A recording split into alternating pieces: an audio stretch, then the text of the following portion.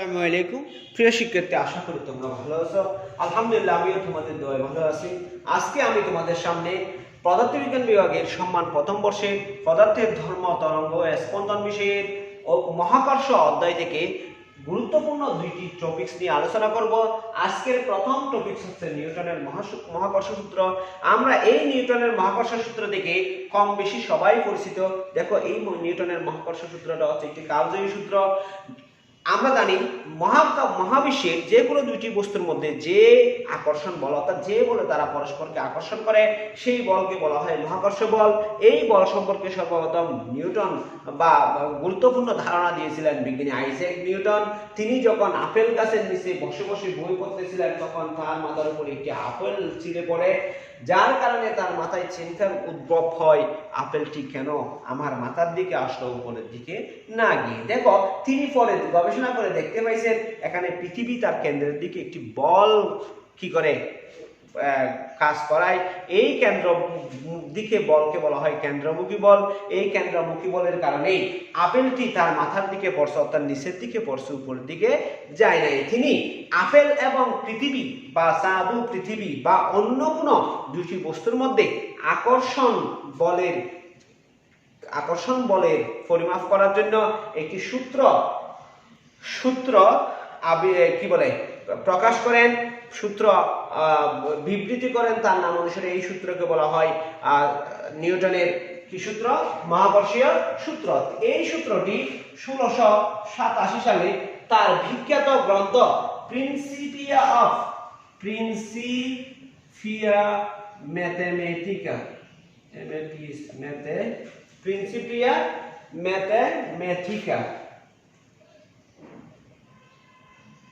Mathematica গ্রন্থের মধ্যে সর্বপ্রথম 1687 খ্রিস্টাব্দে কি হয়?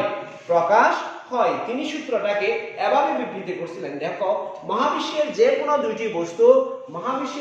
দুইটি বস্তু বা বস্তুকণা একে অপরকে তাদের সংযোগ সরলরেখা বরাবর একটি নির্দিষ্ট বলে কি করে? আকর্ষণ করে। এই বলের মান বস্তুদ্বয়ের ভরের গুণফলের সমানুপাতিক এবং এই বলের মান বস্তুদ্বয়ের মধ্যবর্তী দূরত্বের বর্গের ব্যস্তানুপাতিক। দেখো, দুইটি বস্তু, এটা m1 বলের বস্তু, এটা m2 বলের বস্তু। এই দুইটি বস্তুর মধ্যবর্তী দূরত্ব যদি d হয়, দেখো এরা পরস্পরকে F বলে আকর্ষণ করে। কত বলে আকর্ষণ করে?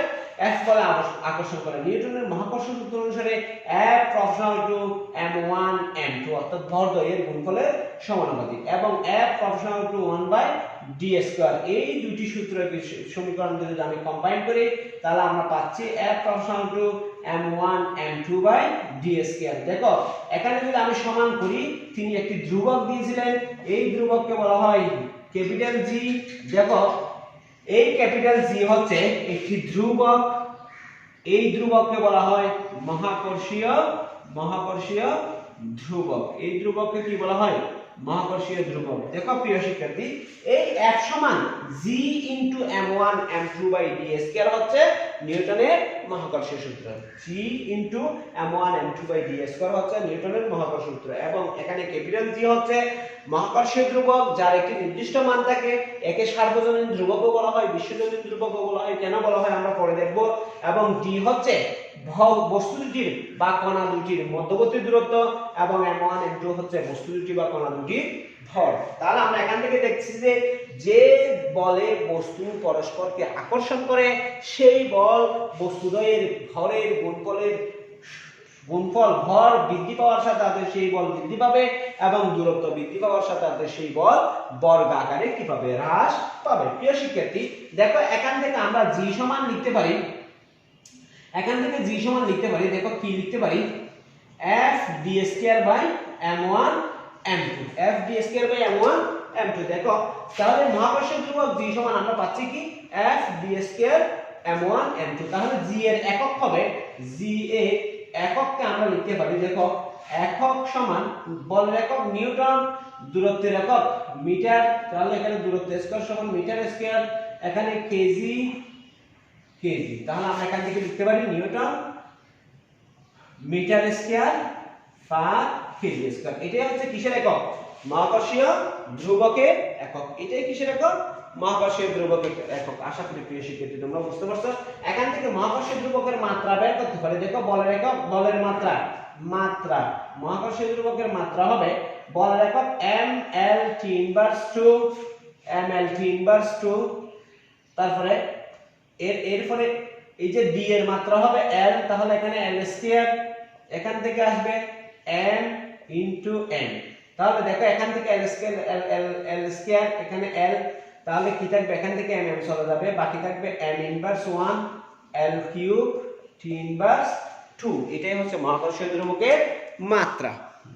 দেখো প্রিয় শিক্ষার্থী, যদি g এর সংজ্ঞা দিতে যায় সেই ক্ষেত্রে দেখো যদি d সমান 1 মিটার, m1 সমান m2 সমান 1 কেজি হয়, সেই ক্ষেত্রে এই সমীকরণটা দাঁড়াবে f সমান g সমান f, g সমান f। দেখো প্রিয় শিক্ষার্থী, তাহলে আমরা এখান থেকে গাণিতিকভাবে সংজ্ঞা দিতে পারি 1 কেজি ভরের দুটি বস্তু, 1 কেজি ভরের দুটি বস্তু পরস্পর হতে 1 মিটার দূরত্বে স্থাপন করলে যে পরিমাণ বল দ্বারা পরস্পরকে আকর্ষণ করবে, 1 কেজি ভরের দুটি বস্তু পরস্পর হতে 1 মিটার দূরত্বে স্থাপন করলে তারা যে পরিমাণ বল দ্বারা পরস্পরকে আকর্ষণ করবে সেই পরিমাণ বলকে বলা হয় মহাকর্ষীয় ধ্রুবক। মহাকর্ষীয় ধ্রুবকের মান, g এর মান নির্ধারণ করা হয়। g এর মান দেখো প্রিয় শিক্ষার্থী, g সমান 6.67 into tan inverse 11, 6.67 into tan inverse 11 newton metre square per KG square. দেখো প্রিয় শিক্ষার্থী,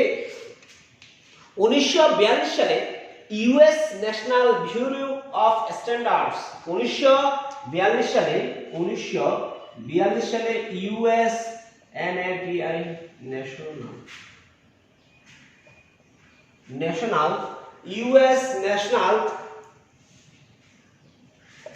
ব্যুরো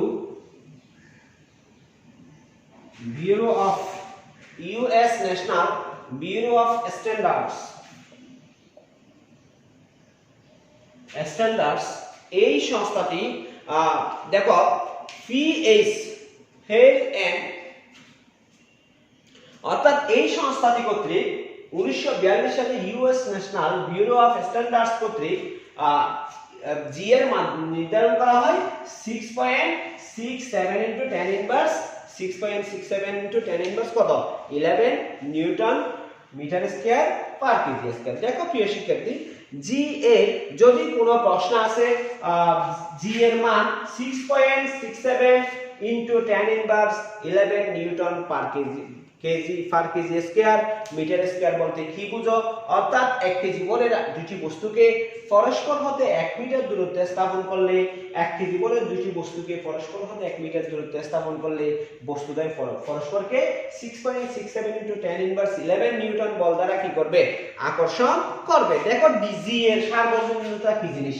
জি এর সার্বজনীনতা এটা পরীক্ষায় কিন্তু আসে, তাহলে একটু মনোযোগ দিয়ে দেখবা জি এর সার্বজনীনতা। জি কে আমরা সার্বজনীন ধ্রুবক বলি বা জি কে সার্বজনীন ধ্রুবক বলা হয়, কারণ দেখো দুইটি বস্তুর মধ্যে যখন মহাকর্ষ বল ক্রিয়া করে তখন জি এর মান এক বস্তুদ্বয়ের প্রকৃতি,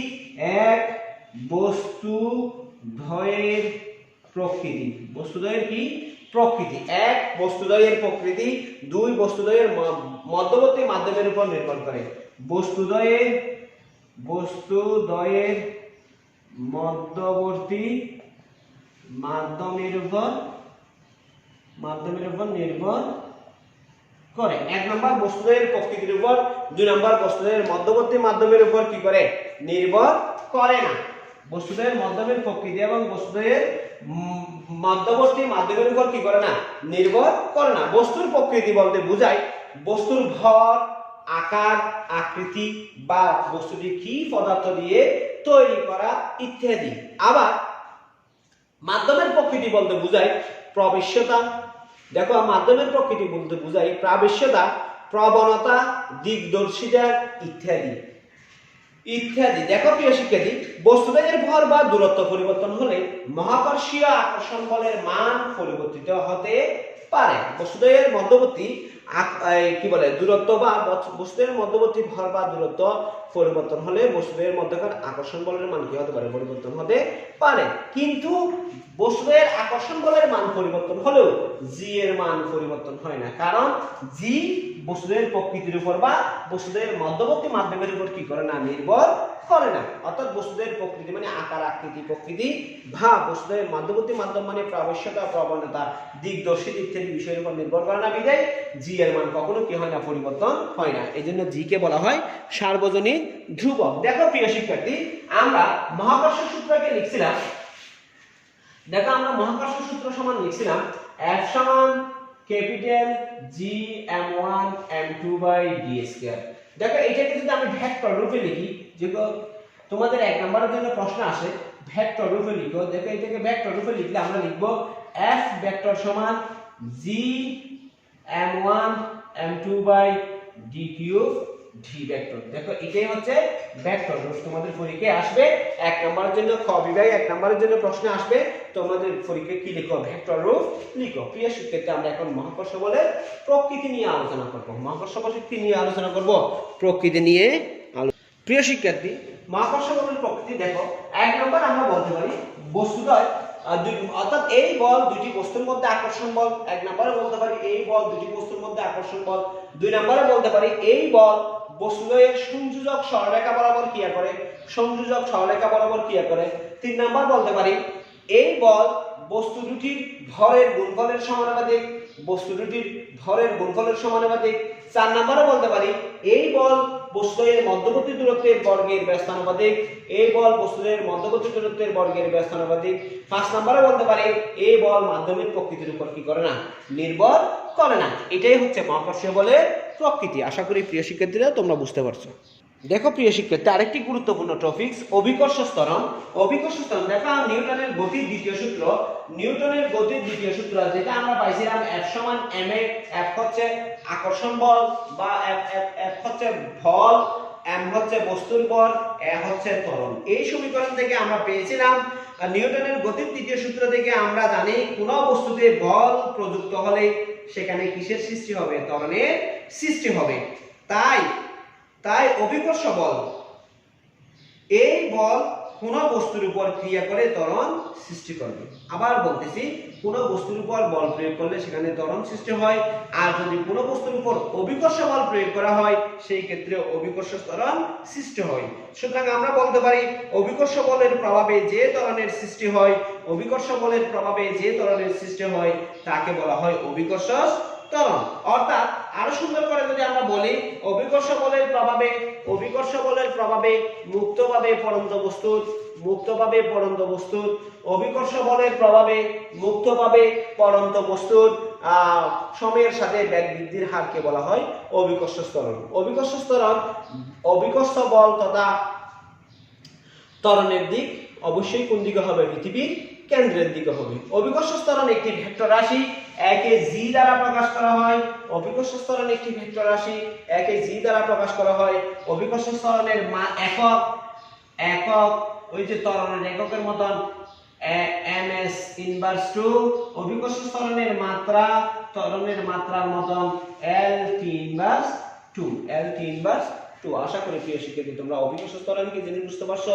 অভিকর্ষ ত্বরণের বৈশিষ্ট্য দেখো, অভিকর্ষ ত্বরণের বৈশিষ্ট্য একটু দেখো। অভিকর্ষ ত্বরণের বৈশিষ্ট্য 1 number, 2 number, 3 number, 4 number, 5 number. আমি লিখতেছিলাম মুখে বলতেছি। দেখো প্রিয় শিক্ষার্থী, জি আকর্ষিত বস্তুর প্রকৃতির উপর নির্ভর করে না। অর্থাৎ জি কোনো বস্তুর যে দুটি বস্তু আকর্ষণ করতেছে সেই দুটি বস্তুর প্রকৃতির উপর কি করবে না, নির্ভর করবে না। অর্থাৎ কোনো বস্তুর ভর আকার ইত্যাদির উপর জি এর মান নির্ভর করে না। মুক্তভাবে পড়ন্ত সকল বস্তুর ক্ষেত্রে অভিকর্ষ ত্বরণ মুক্তভাবে সকল পড়ন্ত বস্তু সমমানের অভিকর্ষ ত্বরণে ভূপৃষ্ঠে কি হবে, পতিত হবে। অর্থাৎ যে কোনো বস্তু যখন ভূপৃষ্ঠে পতিত হয় তখন তার অভিকর্ষ ত্বরণ সবসময় কি হবে, সমান হবে।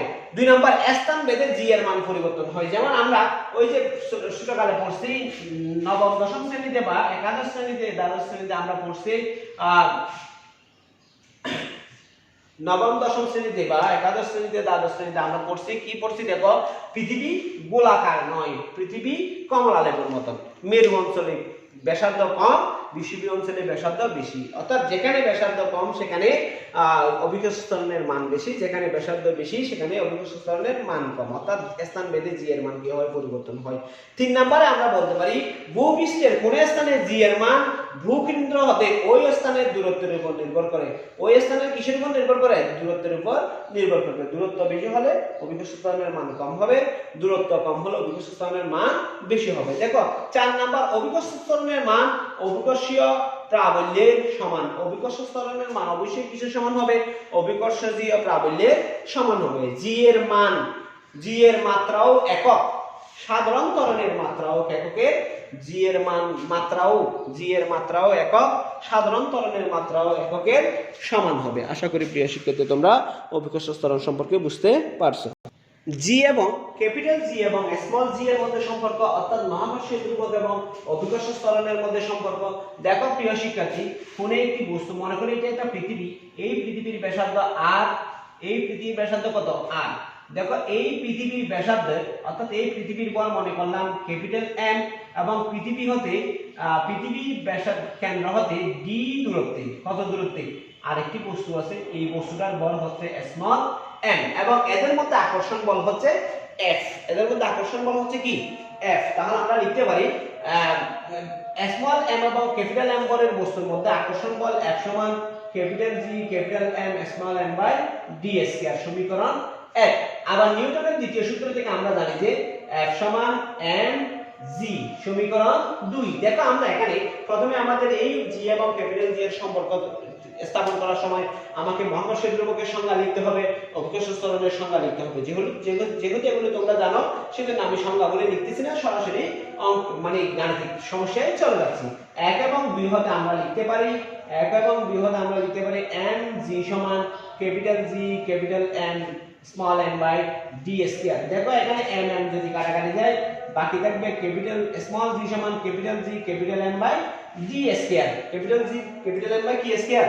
D square. এটাই হচ্ছে অভিকর্ষ ত্বরণ এবং মহাকর্ষীয় ধ্রুবকের মধ্যে সম্পর্ক। দেখো প্রিয় শিক্ষার্থী, যদি বস্তুটা পৃথিবী পৃষ্ঠে অবস্থান করে, বস্তু পৃথিবী পৃষ্ঠে, বস্তু পৃথিবী পৃষ্ঠে অবস্থান করলে দেখো সেই ক্ষেত্রে দূরত্ব ডি সমান হবে ক্যাপিটাল আর। সুতরাং আমরা জি সমান লিখতে পারি capital G capital M by R square. এটা হচ্ছে পৃথিবী পৃষ্ঠে অবস্থান করলে তার অভিকর্ষ ত্বরণের মানের সমীকরণ। আমরা এই সমীকরণগুলো দেখতেছি যে এখানে যে বস্তুটার জন্য অভিকর্ষ ত্বরণ বাইর করতেছি সেই বস্তুটার বল অনুপস্থিত, শুধুমাত্র পৃথিবীর বল উপস্থিত, বা যে বস্তুটার সাপেক্ষে করতেছি সেই বস্তুটার বল উপস্থিত, এবং যার জন্য করতেছি সেই বস্তুটার ভর অনুপস্থিত। সুতরাং আমরা এখান থেকে বলতে পারি অভিকর্ষ ত্বরণ ভর নিরপেক্ষ, অর্থাৎ অভিকর্ষ ত্বরণ বস্তুর বলের উপর কি করে না?